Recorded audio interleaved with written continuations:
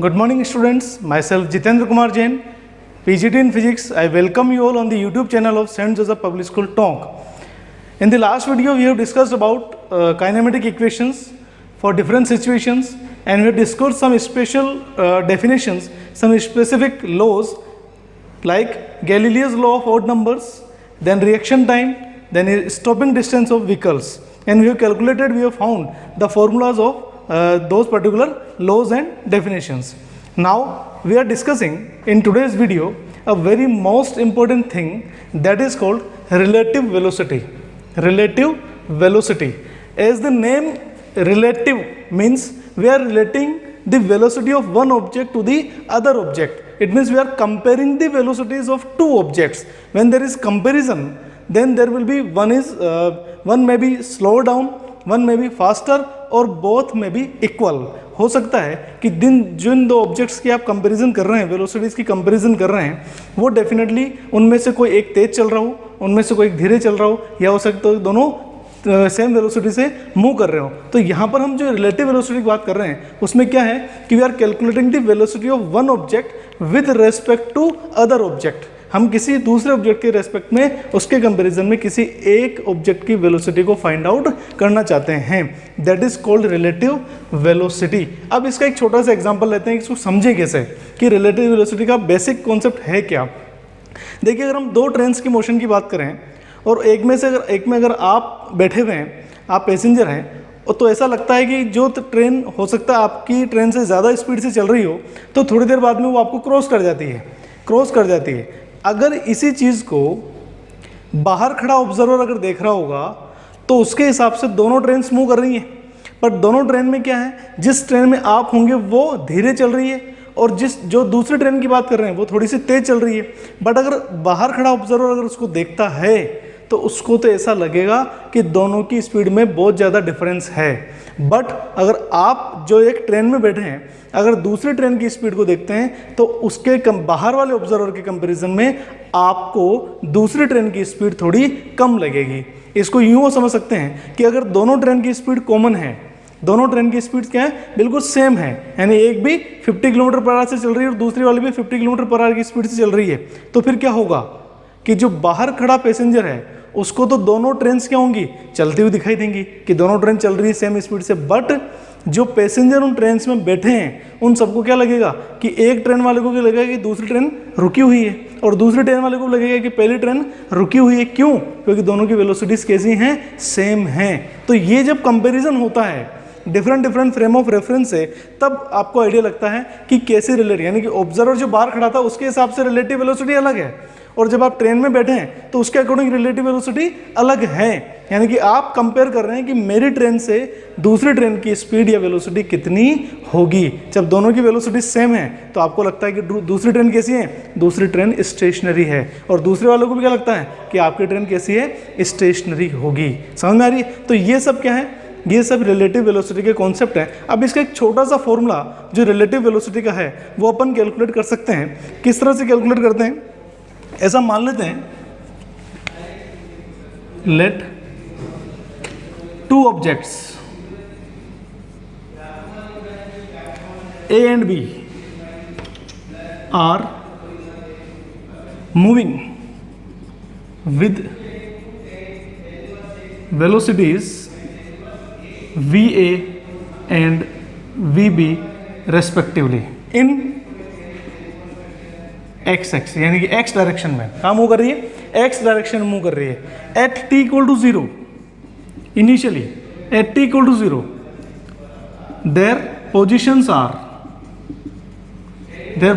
Are कितनी है, x A 0 and x B 0. यानी कि इनिशियली टी इक्वल टू 0 पर जब अपन मोशन स्टार्ट कर रहे हैं तब फर्स्ट ऑब्जेक्ट जो था ए, उसकी पोजीशन है एक्स ए 0 लिख दिया टी इक्वल टू 0 पर, और दूसरे वाले की एक्स बी से अपन करें बी ऑब्जेक्ट की टी इक्वल टू 0 पर, ये पोजीशन है, इनिशियल पोजीशन अपने को गिवन है. क्लियर? और वेलोसिटीज कितनी गिवन है, फर्स्ट वाला वी ए वेलोसिटी चल रहा है, सेकंड वाला वी बी वेलोसिटी से चल रहा है. इसी तरह से अगर हम किसी भी टाइम टी पर बात करें, at any time t equal to t, positions are. अब पोजीशन क्या होंगी, दोनों की डेफिनेटली अलग अलग होगी क्योंकि दोनों की वेलोसिटीज डिफरेंट डिफरेंट है, दोनों की इनिशियल पोजीशंस भी क्या है, डिफरेंट डिफरेंट है। तो मैं दोनों के लिए इक्वेशन लिख रहा हूँ कि क्या लिखेंगे, position of A, position of A किसके बाद में, आफ्टर टाइम टी। तो सबसे पहले अपन क्या लिखेंगे, क्या कैलकुलेट करना चाह रहे हैं, ए ऑब्जेक्ट की टी टाइम पर क्या पोजीशन वो निकालना चाह रहे हैं। That is how much, x A zero जो इनिशियल पोजीशन थी वो, प्लस टी टाइम में वी ए वेलोसिटी से कितनी डिस्टेंस ट्रेवल करेगा वो इसमें ऐड कर देंगे। तो कितनी डिस्टेंस ट्रेवल करता है आप जानते हैं, D is equal to V upon T होता है, V is equal to D upon T. तो definitely D is equal to कितना, वी इंटू टी, यानी वेलोसिटी इंटू टाइम। तो यहाँ पर भी प्लस करके क्या लिखेंगे, velocity into time, V A T, first की वेलोसिटी इंटू टाइम, इतनी डिस्टेंस ये टी टाइम में ट्रेवल कर लेगा इनिशियल पोजीशन के बाद में। Clear, this is equation number 1। इसी तरह से पोजीशन ऑफ बी की बात करें, पोजीशन ऑफ बी, तो क्या लिखेंगे इसको, एक्स बी टी ये लिखना चाह रहे हैं, और क्या लिखेंगे, x B not, x B zero t equal to zero पर प्लस वी बी वेलोसिटी से टी टाइम में कितनी डिस्टेंस चलेगा, this will move v B t, and this is your equation number 2। ऐसा कह सकते हैं, ये आपके पास इक्वेशन नंबर 2 आ गई। तो ये different different situations, different different positions आपके आ गई एक्स और एक्स बी की के नाम से, जो कि इस नाम से होगी। अब अपन अगर इसके लिए डिफरेंस निकालना चाहें, डिस्प्लेसमेंट निकालना चाहें, डिफरेंस दोनों में, तो क्या लिखेंगे, so X B T minus X A T, इन दोनों का डिफरेंस निकालना चाह रहे हैं कि दोनों में गैप कितना है। वो गैप निकालने के लिए क्या करना पड़ेगा, इस सेकंड में से फर्स्ट को माइनस कर देते हैं। तो क्या लिख देंगे, X B zero minus X A zero, ये तो पहली बात हो गई, X B zero minus X A zero, plus अब इनको माइनस करना है इसमें से इसको, तो टी कॉमन है, तो क्या लिख देंगे, plus v B minus we A into t. ये आपको एक इक्वेशन मिल रही है जो किसकी है, जो कि फाइनल डिस्प्लेसमेंट की दोनों ऑब्जेक्ट्स के बीच में, जो कि वी और वी बी वेलोसिटी से मूव कर रहे हैं। तो आफ्टर टी टाइम इनके बीच का गैप इतना होगा, इनके बीच की डिस्टेंस डिस्प्लेसमेंट इतना होने वाला है। अब यहाँ पर ये तो इनिशियल पोजीशन का डिफरेंस है, इसमें कोई दिक्कत ही नहीं है, बट ये जो चीज़ है, this v B minus we A, this v B minus we A is what, this v B minus we A is, v B minus we A is the velocity of B with respect to A, किसके respect में, velocity of object B with respect to object A, जो अपन कह रहे थे कि this is the velocity of an object with respect to other object. तो ये जो आ रहा है VB minus VA, this VB minus VA is called relative velocity. क्या बोलते हैं इसको हम, relative velocity, VB minus VA को, एंड दैट इज VBA। कैसे लिखते हैं इसको, VBA से लिखते हैं, एंड VBA इज व्हाट, मैं यहाँ लिख रहा हूँ final formula, this VBA is VB minus VA, यानी मीन्स क्या बोलेंगे इसको पढ़ते हुए कि velocity of B with respect to A, velocity of B with respect to A, and this is called relative velocity. क्या बोलेंगे इसको, रिलेटिव। इसी तरह से अगर आपको निकालना है रिलेटिव वेलोसिटी A की, velocity of A with respect to B, तो क्या करेंगे, Similarly, velocity of A with respect to B is, कैसे लिखेंगे उसको, उल्टा कर देंगे, that is VAB is equal to VA minus VB, VA minus VB। आप चाहें तो इनको वेक्टर फॉर्म में भी लिख सकते हैं, क्योंकि वेलोसिटी आपकी वेक्टर नोटेशन की फॉर्म में है, तो इनको आप वेक्टर फॉर्म में भी लिख सकते हैं। तो ये आपके पास आएगा VA माइनस VB। अब अगर इन दोनों को कंपेयर करें, VBA और VAB, तो क्या डिफरेंस आ रहा है। अगर मैं इसको ऐसा लिख दूं, माइनस साइन कॉमन लेके ऐसा लिख सकते हैं, VAB is equal, minus sign common ले लिख रहा हूँ, VB माइनस VA, तो बात एक ही, and this VB minus VA is what, VBA। तो अपन क्या लिख सकते हैं, this VAB is equal to minus VBA। इसका मतलब क्या हुआ, इसका मीनिंग क्या हुआ कि relative velocity of A with respect to B will be equal to relative velocity of B with respect to A but in opposite direction, but in opposite direction. इसका मतलब सिर्फ इतना है, हम यूँ मान के चलें कि एक ट्रेन मान लीजिए 30 मीटर पर सेकंड की स्पीड से चल रही है, कितना, एक ट्रेन मान लेते हैं कितना, 30 किलोमीटर पर आवर की स्पीड से चल रही है, और दूसरी ट्रेन चल रही है आपकी 50 किलोमीटर पर आवर, ठीक बात है।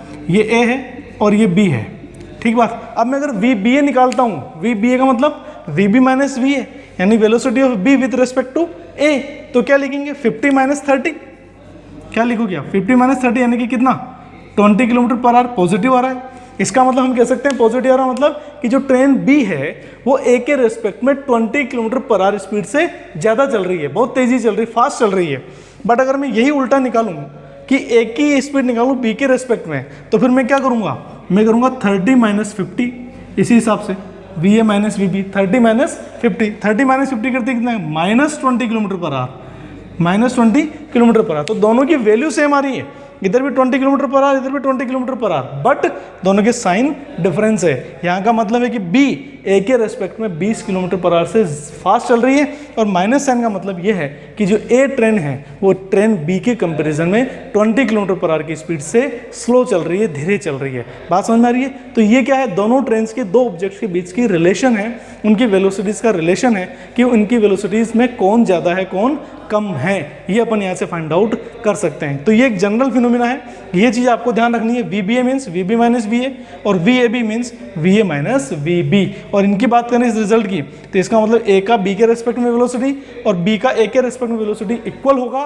बट उन दोनों की डायरेक्शन क्या होगी, अपोजिट। डायरेक्शन अपोजिट का मतलब कि अगर ए के रेस्पेक्ट में दूसरी फास्ट चल रही होगी तो दूसरे के रेस्पेक्ट में पहली स्लो चल रही होगी। उसका मतलब सिर्फ इतना है, प्लस और माइनस का। समझ में आ गया, प्लस का मतलब फास्ट चल रही है और माइनस का मतलब स्लो चल रही है। यहाँ पर अपन रिलेटिव वेलोसिटी से ये कंक्लूजन निकाल सकते हैं। अब हम कुछ स्पेसिफिक ग्राफ यहाँ पर बनाएंगे 2-3 केसेस के लिए जो रिलेटिव वेलोसिटी से रिलेटेड है, और इसी कंडीशन में आपको बनाने जो रिलेटिव वेलोसिटी है इसी से रिलेटेड 2-3 चीज़ आपको ध्यान रखनी है। जो फाइनल इक्वेशन आपको मिल रही है वो वाली, उसको भी आपको ध्यान में रखना है, और उन से रिलेटेड 3 कंडीशंस हम लेके चल रहे हैं। उन 3 कंडीशंस में ग्राफ कैसे बनेंगे उनको देखिए आप। एक्सटी ग्राफ भी हम यहाँ पर ड्रॉ कर रहे हैं। 3 कंडीशंस कौन कौन सी है। Case number 1, case number 1 means when v A is equal to v B. V A is equal to v B का मतलब क्या हुआ, जब दोनों ऑब्जेक्ट की वेलोसिटी कैसी हो, सेम हो, सेम डायरेक्शन में ये मूव कर रहे हो। जाहिर सी बात है, दोनों के साथ प्लस साइन, इसका मतलब दोनों सेम डायरेक्शन में मूव कर रहे हैं और सेम वेलोसिटी से मूव कर रहे हैं। जो केस मैंने आपको बताया था, इसका मतलब जो ऑब्जर्वर दोनों ऑब्जेक्ट्स में बैठे हैं, दोनों ट्रेन में बैठे हैं, जिनकी स्पीड सेम है, तो दोनों को ये लगेगा कि दोनों ट्रेन कैसी हैं, स्टेशनरी हैं। क्यों लगेगा, क्योंकि अगर मैं वी बी ए कैलकुलेट करता हूँ, सो वी बी ए का मतलब we B minus we A, but v B minus v कितना, ये दोनों तो इक्वल ही हैं, और जैसे इक्वल रखेंगे तो definitely v B A will be 0। कैसा आएगा, और यही किसके इक्वल आएगा, वी ए बी के इक्वल भी आएगा। यानी कि बी का ए के रेस्पेक्ट में वेलोसिटी 0 है और ए का बी के रेस्पेक्ट में वेलोसिटी 0 है, और वेलोसिटी 0 है इसका मतलब क्या, ऑब्जेक्ट्स आर स्टेशनरी। क्या है, ऑब्जेक्ट कैसे हैं, स्टेशनरी होंगे। यानी यहाँ पर हम कह सकते हैं कि इस कंडीशन में जब ए और बी दोनों इक्वल होंगे तो दोनों ऑब्जेक्ट्स के रेस्पेक्ट दोनों की रिलेटिव वेलोसिटी कितनी होगी, 0 होने वाली है। समझ में आ गई। इसका मतलब ये हुआ कि दोनों के लिए अगर अपन एक्सटी ग्राफ ड्रॉ करते हैं तो दोनों के लिए एक्सटी ग्राफ कैसे आएंगे, बिल्कुल पैरेलल लाइंस आएंगे, यानी दोनों ट्रेन उसी डायरेक्शन में कंटिन्यूसली चलती रहेंगी, कोई भी किसी को क्रॉस नहीं करने वाला है। दोनों की पैरेलल लाइन कैसे बनेगा, देखिए इस तरह से, ठीक बात है। ये एक्सटी ग्राफ ये अपन बना रहे हैं, तो क्या बोल रहे हैं कि सिचुएशन कोई सी भी हो सकती है, एक्स है एक्स भी दोनों, पर दोनों कैसी बनेंगी, दोनों यूं चलती रहेंगी पैरेलल। एक का ग्राफ ऐसा आएगा और दूसरे का ग्राफ ऐसा है, यानी कि दोनों कैसी, ये ए मान लें ये बी मान लें, तो दोनों कैसी चलती रहेंगी, पैरेलल चलती रहेंगी। इसका मतलब दोनों के ग्राफ में कोई चेंज नहीं, दोनों कभी एक दूसरे को क्रॉस नहीं करेंगी, कंटिन्यूसली उसी डायरेक्शन के अंदर लगातार चलती रहने वाली है। सही बात है, यहाँ तक बात समझ में आती है। ये इससे रिजल्ट आपको ध्यान में रखना है। दूसरा केस जो अपन लेके चल रहे हैं, सेकंड केस, ये आप देख लें, इसको बना लें आप किस तरह से बनेगा। सेकंड केस में अगर मैं यहीं पर एक अजम्पशन ये ले लूँ कि दोनों में से किसी की एक वेलोसिटी ज़्यादा है, किसकी भी, दोनों में से किसी की एक वेलोसिटी ज़्यादा है। किसकी वेलोसिटी ज़्यादा है, हम ये मान के चल लें कि फर्स्ट वाले ऑब्जेक्ट की वेलोसिटी ज़्यादा है दूसरी वाली से। क्या लिख लें, if v A is greater than v B. कैसा होगा, v A is greater than v B. तो इस कंडीशन के अंदर अपन कह सकते हैं कि जो we B minus we A है, यानी कि v B A that is v B minus we A, तो क्या होगा, ये कम है ये ज़्यादा है, तो डेफिनेटली ये रिजल्ट जो आएगा वो कैसा आएगा, नेगेटिव आएगा, लेस देन ज़ीरो आएगा, नेगेटिव आएगा। कैसा आएगा, नेगेटिव आएगा। और हम ये कह सकते हैं कि जब इस ये वाली कंडीशन होगी कि वी ए वी बी से ज़्यादा है, तो डेफिनेटली वी ए बी को क्रॉस करेगा किसी एक पर्टिकुलर टाइम पर, दोनों सेम डायरेक्शन में मूव कर रहे हैं। देखिए, बट कंडीशन क्या है कि दोनों के एक की वेलोसिटी ज़्यादा और एक की कम है, डायरेक्शन दोनों की सेम है, तो डेफिनेटली ए वाला बी को क्रॉस करके आगे निकल जाएगा, लेकिन थोड़े टाइम इंटरवल के बाद में। क्यों, क्योंकि बी भी कंटिन्यूसली चल रही है। ठीक है ना। तो इसका एग्जांपल लेके आप इनकी न्यूमेरिकल वैल्यूज लेके सोल्व कर सकते हैं, जो अपने इक्वेशंस ऑफ मोशन है उनकी हेल्प से, कि कितना टाइम लगेगा ए को चलने में, कितना टाइम लगेगा बी को चलने में, वो कैलकुलेशन अपन यहाँ नहीं कर रहे हैं। अगर इनके लिए एक्स टी ग्राफ ड्रॉ किया जाए तो बहुत सिंपल है। एक्स टी ग्राफ के लिए ये आपका एक्स टी ग्राफ, और हम कह रहे हैं कि अगर एक की वेलोसिटी ज़्यादा है एक की, इसका मतलब डेफिनेटली उसका जो एक्स टी ग्राफ आएगा उसकी स्लोप ज़्यादा होगी। उसकी स्लोप क्या होगी, ज़्यादा होगी। उसकी पोजीशन मान लीजिए यहाँ है, तो ये ए अगर यूँ चल रहा है इस तरह से, तो डेफिनेटली अगर ये दूसरा पोजीशन पे चल रहा है इसी एक पोजीशन पे, तो ये कहीं जाके यहाँ पर मिलने वाले हैं इस तरह से। हम यूँ कह सकते हैं कि जो सेकंड ऑब्जेक्ट है वो सेकंड ऑब्जेक्ट क्या होगा, चलेगा तो इसी डायरेक्शन में। ये तो डायरेक्शन थोड़ी अपोजिट हो गई, चलेगा किस डायरेक्शन में, इसी डायरेक्शन में चलेगा, लेकिन कहीं जाके मिलने वाला है, यहाँ जाके मिलेगा। दोनों डायरेक्शन कैसी है, सेम है, पॉजिटिव डायरेक्शन में वेलोसिटी इंक्रीजिंग है, यहाँ पर जाके मिलेगा किसी पर्टिकुलर टाइम पर।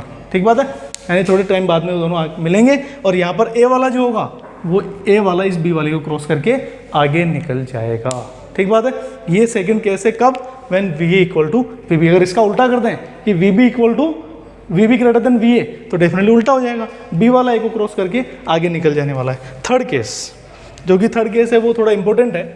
थर्ड केस किस तरह से इंपॉर्टेंट है वो ध्यान से देखिए आप। थर्ड केस इंपॉर्टेंट इसलिए है,